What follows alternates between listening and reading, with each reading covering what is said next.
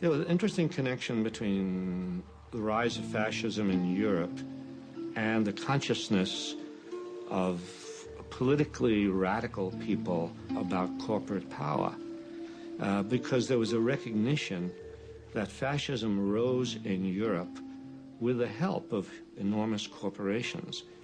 Mussolini was greatly admired all across the spectrum. Business loved him. Investment shot up. And suddenly when Hitler came in Germany, the same thing happened there. Investment shot up in Germany. He had the workforce under control. He was getting rid of dangerous left-wing elements. Investment opportunities were improving. There was no problems. These are wonderful countries.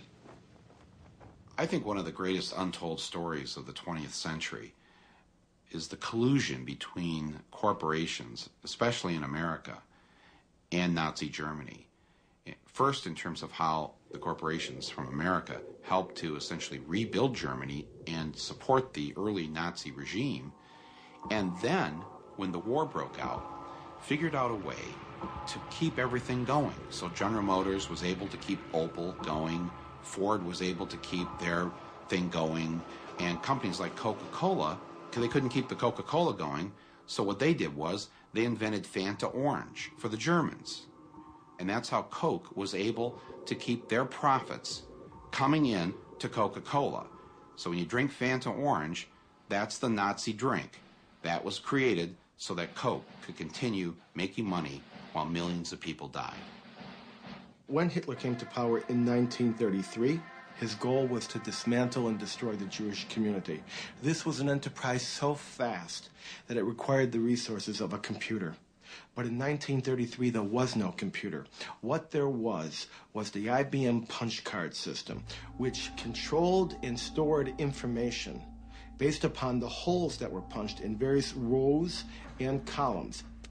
Naturally, there was no off-the-shelf software as there is today. Each application was custom designed, and an engineer had to personally configure it. Millions of people of all religions and nationalities and characteristics went through the concentration camp system. That's an extraordinary traffic management program that required an IBM system in every railroad direction and an IBM system in every concentration camp.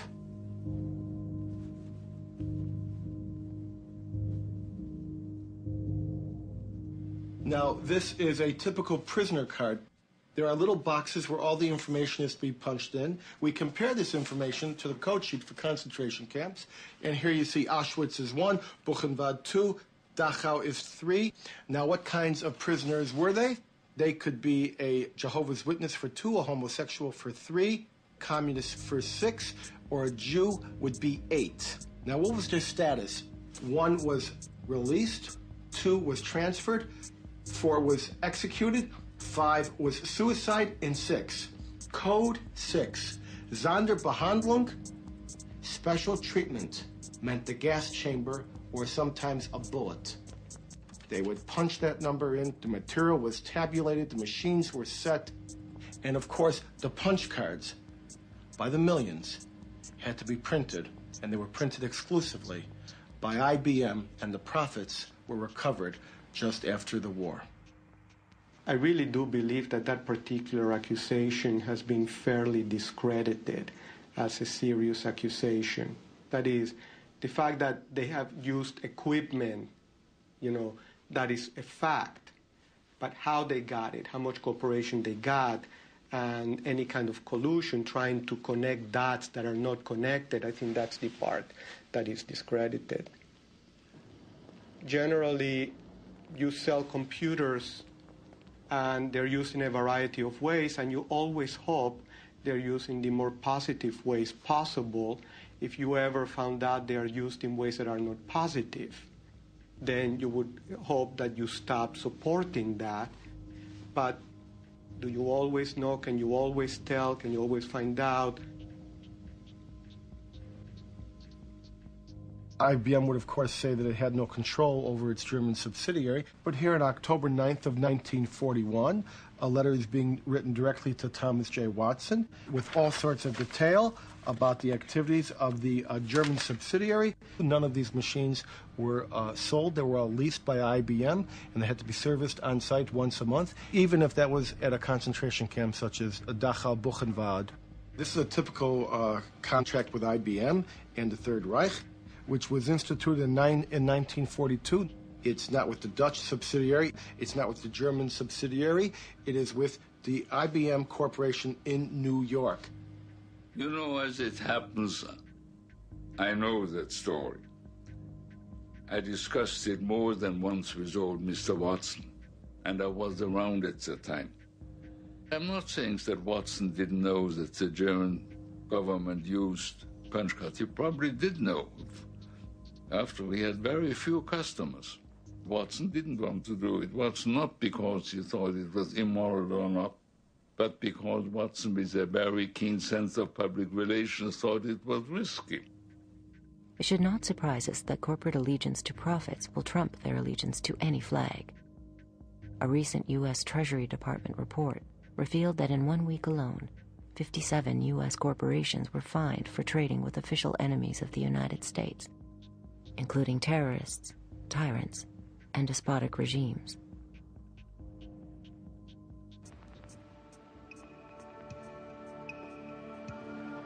You can roughly locate any community somewhere along a scale running all the way from democracy to despotism. This man makes it his job to study these things. Well, for one thing, avoid the comfortable idea that the mere form of government can of itself safeguard a nation against despotism. For big business, despotism was often a useful tool for securing foreign markets and pursuing profits. One of the U.S. Marine Corps' most highly decorated generals, Smedley Darlington Butler, by his own account, helped pacify Mexico for American oil companies, Haiti and Cuba for National City Bank, Nicaragua for the Brown Brothers Brokerage, the Dominican Republic for sugar interests, Honduras for U.S. fruit companies, and China for Standard Oil. General Butler's services were also in demand in the United States itself in the 1930s, as President Franklin Delano Roosevelt sought to relieve the misery of the Depression through public enterprise and tougher regulations on corporate exploitation and misdeeds. More power to you, President Roosevelt. The entire country's behind you, thrilled with hope and patriotism. But the country was not entirely behind the populist president. Large parts of the corporate elite despised what Roosevelt's New Deal stood for. And so, in 1934, a group of conspirators sought to involve General Butler in a treasonous plan. The plan as outlined to me was to form an organization of veterans, to use as a bluff or as a club at least, to intimidate the government. But the corporate cabal had picked the wrong man. Butler was fed up with being what he called a gangster for capitalism.